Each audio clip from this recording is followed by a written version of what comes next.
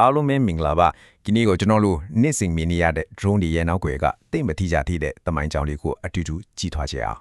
ဟုတ်ပါတယ်အခုဆိုရင် drone တွေကမြန်တိုင်းမှာရှိနေပြီနော်တက်ပုံလှလှလေးတွေရိုက်တာကစလို့ PC တွေပို့တာနော်စိုက်ပျိုးရေးမှာတော့သုံးနေကြပြီဒါပေမဲ့ခဏလောက်စဉ်းစားကြည့်ပါလားဒီနီးပညာကတကယ်တမ်းကျတော့ဘယ်ကနေဘယ်စခဲ့တာလဲဆိုတာတော်တော်လေးစိတ်ဝင်စားစရာကောင်းတယ်မို့လားကဲသူ့ရဲ့အစကိုပြန်သားကြည့်ကြရအောင်ဆိုတော့ပထမဆုံး drone တွေကအခုမြင်နေရတဲ့ပုံစံမျိုးမဟုတ်ခဲ့ပါဘူးတကယ်တော့သူတို့ရဲ့အစဟာစစ်မြေပြင်မှာပြန်တန်းနေတဲ့ပြစ်မှတ်တွေအဖြစ်သုံးဖို့ကနေစခဲ့တာပါဒီဇလန်ကလောကတဲ့ဒေတာကျော်ဟော1919ခုနှစ်လောက်ပြန်သွားရမှာပါအဲဒီတုန်းကပထမကမ္ဘာစစ်အတွင်းမှာပေါ့စစ်သားတွေလေ့ကျင့်ပစ်ခတ်ဖို့အတွက်ရေဒီယိုလေးထင်းချုပ်လို့ရတဲ့လူမပါရဲ့လေယာဉ်ဒီကို area targets ဝင်ပြစ်မှတ်တွေဖြစ်စပြီးတုံးခဲ့ကြတယ်အဲ့ဒါကပဲဒီနေ့ခေတ် drone ပညာရဲ့မျိုးစေ့လေးဖြစ်လာခဲ့တာပါအဲ့ဒီနောက်1995ခုနှစ်မှာ Britain တွေက DH-82B Queen Bee ဆိုတဲ့အဝေးထိန်းပစ်မှတ်လေယာဉ်တစ်မျိုးကိုထပ်မိတ်ဆက်ခဲ့တယ်ဒီနေရာမှာတော်တော်လေးစိတ်ဝင်စားဖို့ကောင်းတဲ့အချက်ကပါလဲဆိုတော့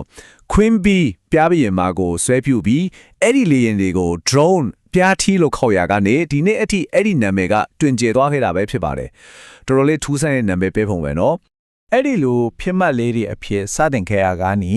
စစ်အေးတိုက်ပွဲကာလရောက်လာတဲ့အခါမှာတော့ drone တွေဟာလုံးဝကိုအရေးပါတဲ့အခန်းကဏ္ဍတစ်ခုကိုရောက်လာခဲ့ပါတယ်။ကောင်းကင်ဘုံကမျက်လုံးတွေလိုဖြစ်လာခဲ့တာပေါ့။ဟုတ်ပါတယ်။နှစ်ပေါင်းများစွာဆယ်စုနှစ်နဲ့ချီပြီးတော့ drone ပညာဆိုတာကစစ်ပတ်ရဲ့ထိပ်တန်းလျော့ဝှချက်တစ်ခုလိုဖြစ်နေကြတာပါ။စစ်ရေးတိုက်ပွဲကာလမှာဆိုရင်တို့ကအစစ်မြင့်ထောက်လန့်ရေးကိရိယာတွေဖြစ်ပြောင်းလဲလာတဲ့ဒါပေမဲ့ပြဿနာက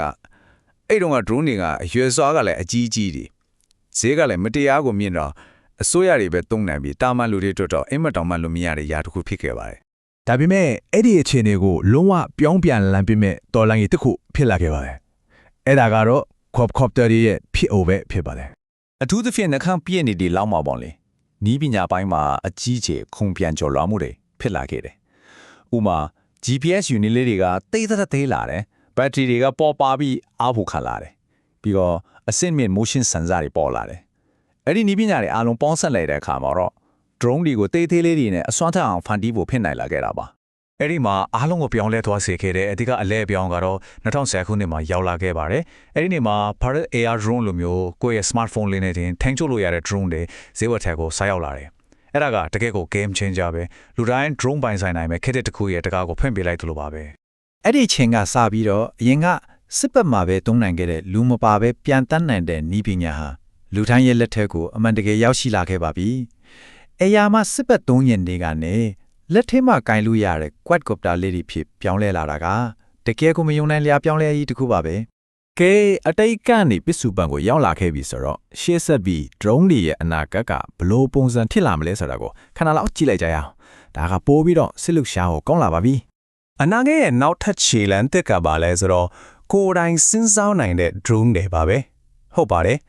artificial intelligence လို့ခေါ်တဲ့ AI နည်းပညာကိုပေါင်းစပ်လိုက်တဲ့အခါမှာ drone တွေဟာလူရဲ့ထိန်းချုပ်မှုမလိုပဲကိုယ်တိုင်ပြန်တန်းနိုင်လမ်းကြောင်းရှာနိုင်ပြီးစွန့်ဖြတ်ချက်တွေတောင်ချနိုင်လာတော့မှာပါ